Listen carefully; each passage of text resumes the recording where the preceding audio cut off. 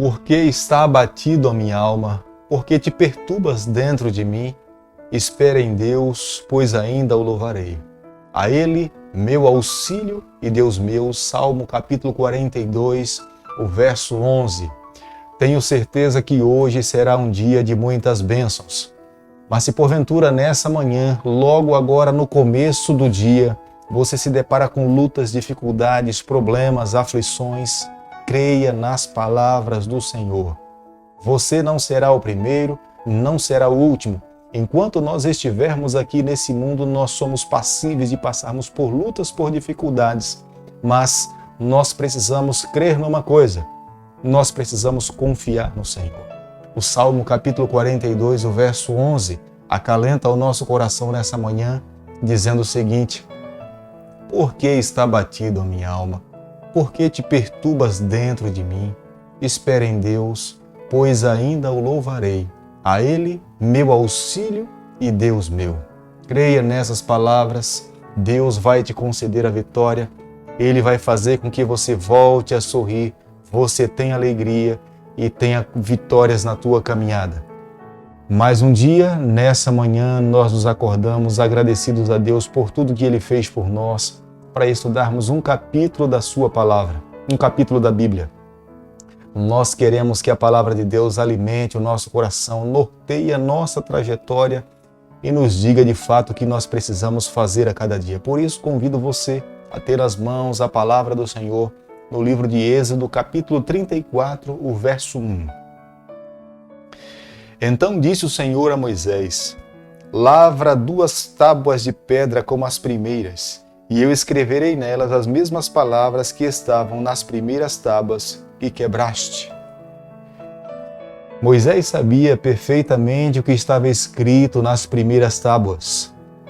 Mas Deus se volta para Moisés e fala: Faça 2 tábuas de pedra semelhante à primeira. Moisés não deveria escrever, mas ele deveria esculpir as pedras. Ele deveria preparar 2 tábuas de pedras para que mais uma vez Deus pudesse escrever o que estava na primeira. Moisés tinha quebrado diante do povo as tábuas de pedra como uma prova clara da aliança com Deus que a nação de Israel tinha quebrado. A nação de Israel tinha se voltado para um bezerro de ouro e a palavra de Deus, na lei dos mandamentos, fala claramente que nós não podemos esculpir nenhuma imagem como uma representação do que seja a pessoa de Deus. Israel, de fato, negligenciou esse mandamento e acabou quebrando a aliança com o Senhor. Mas veja a importância da lei de Deus. Veja a importância desse testemunho que deveria ficar para a nação de Israel da expressão do caráter do Senhor.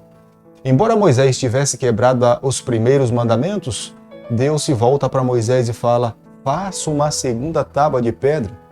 Deus não deixou aquele ensinamento como se fosse um ensinamento esquecido.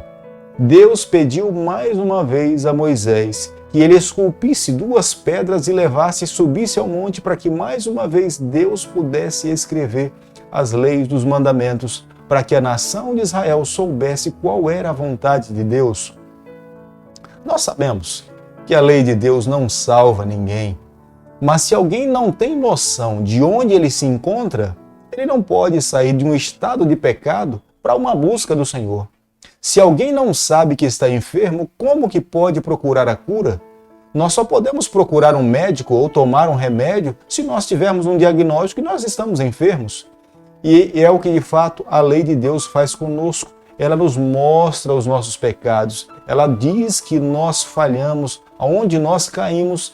E é então nesse momento que nós nos voltamos para o Senhor, buscamos a Ele, pedimos perdão e voltamos a seguir um novo caminho.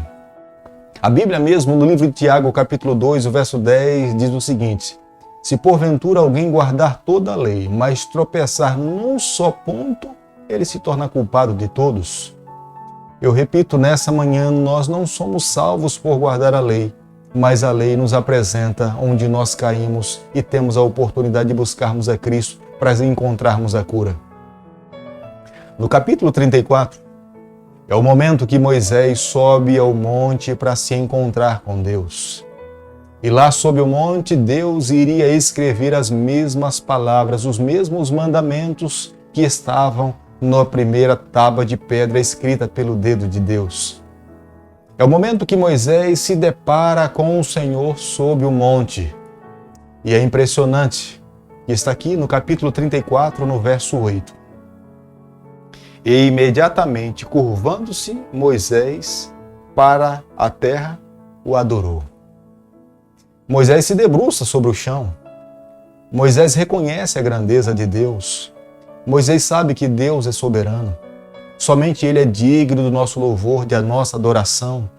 Moisés não ousa olhar nos olhos do Senhor, porque ele já tinha sido advertido, e é uma atitude de alguém que é obediente, e ele agora se curva por terra porque reconhece a majestade, a grandeza de Deus. E ao se voltar para a terra, Deus o abençoa. Moisés, nós precisamos nesse momento, ao olharmos para essa parte da Bíblia e vermos quanto mais íntima é a relação de um ser humano com o seu Deus, ele consegue reconhecer a bondade, a misericórdia, a grandeza, a majestade, a complacência desse Deus. São os atributos que Moisés consegue reconhecer que eram inerentes na pessoa de Deus.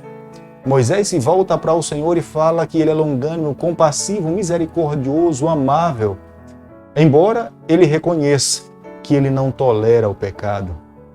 Portanto, nessa manhã, nós, ao estudarmos a palavra do Senhor, nós precisamos reconhecer que o nosso Deus é extremamente misericordioso, mas é um Deus justo, íntegro, que não passa a mão sobre o pecado.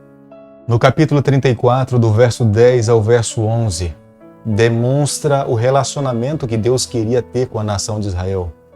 E me permita dizer para você nessa manhã, nunca nessa terra houve uma nação que teve um relacionamento tão estreito com o Deus de Abraão, com o Deus de Jacó, como a nação de Israel. Nenhuma nação teve o privilégio de ter o seu Deus morando entre eles.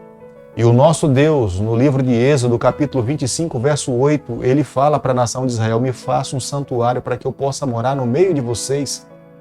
E Deus, de fato, cumpriu com a sua palavra. Habitou dentro do templo como uma prova clara da sua divindade estando ali.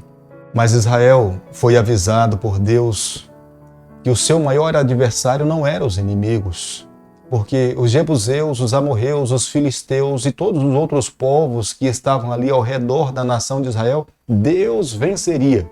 Deus iria lutar as suas batalhas. Deus lhe concederia a vitória territorial. Eles alcançariam os patamares da terra.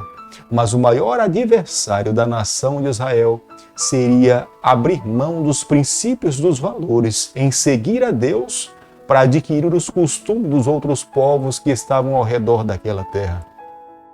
Eu acredito, amigo, que nessa manhã também nós precisamos fazer uma autorreflexão. Os nossos maiores desafios é abrirmos mão das verdades que estão contidas na palavra de Deus para nos acomodarmos ao mundo pelo qual nós estamos vivendo.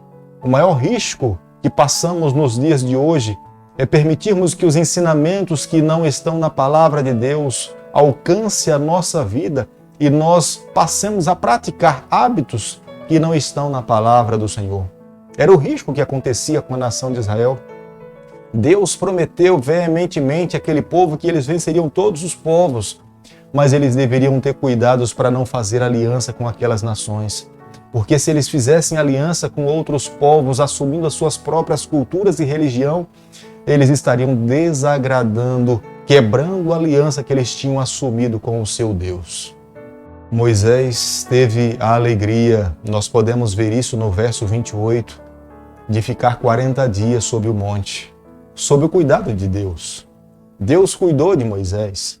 Moisés não se alimentou, mas Deus supriu as suas necessidades. Deus o tomou nas suas mãos. Deus fortaleceu, restabeleceu as suas energias. Deus esteve ao lado de Moisés, suprindo todas as suas necessidades. Eu creio que nessa manhã, nós também precisamos a cada dia nos voltarmos para Deus. É claro que nós temos uma necessidade de nos alimentarmos, tomarmos água, descansarmos, Mas se nós quisermos ter energia espiritual para vencermos o adversário, nós precisamos viver uma vida de conexão constante com o Senhor. Nós não podemos quebrar esse relacionamento com o nosso Deus. Nós não podemos nos esquecer. O que nós buscamos hoje não serve para amanhã e não serviu para ontem, para um dia anterior. O que nós buscamos é para cada dia, é como maná. Nós buscamos hoje, amanhã mais uma vez, nós temos que nos voltarmos para o deserto e buscarmos mais uma vez o maná, para que nós possamos ter energia para suportarmos as adversidades do decorrer do dia. Deus é poderoso que no momento em que Moisés estava em contato com o Senhor, as pessoas viam o seu rosto refletir a glória divina. O seu rosto se iluminava. Moisés não era a mesma pessoa a partir do momento que se encontrava com o seu Deus. Eu quero nessa manhã, terminando aqui o estudo do capítulo 34 do livro de Êxodo, deixar como registro para nós nessa manhã. A cada momento que nós buscamos ao Senhor, Ele nos sustenta, Ele nos fortalece com o seu Espírito. Ele nos dá força para nós vencermos as adversidades da vida, as batalhas, as tentações, as lutas. E nós precisamos entender mais. Quando nós buscamos ao Senhor, a nossa vida é transformada. Nós não somos as mesmas pessoas, as nossas palavras mudam, a nossa maneira de se vestir muda, a maneira como nós nos alimentamos muda também. As nossas ações se tornam diferentes, nós nos tornamos novas pessoas, uma nova criatura. Da mesma forma como a nação de Israel olhava para Moisés e via um ser diferente, iluminado pelo céu, nós também seremos a partir do momento que nós buscamos ao Senhor e nos colocamos nas suas mãos. Eu peço a Deus nessa manhã que eu e você, nós possamos a cada dia sentirmos essa sede, essa fome, essa necessidade de buscarmos ao Senhor. Vivendo dessa forma, nós alcançaremos a vitória. Querido Pai, nas Tuas mãos, nessa manhã, nós nos colocamos mais uma vez.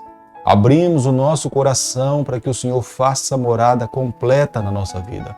Muda, transforma o nosso ser, é o nosso pedido e a nossa oração, e nós fazemos em nome de Jesus. Que o Senhor te abençoe e te guarde. Que Ele faça resplandecer o seu rosto sobre você. Que Ele tenha misericórdia de você. Que sobre você, nessa manhã, Ele levante o seu rosto e conceda a sua paz, em nome de Jesus.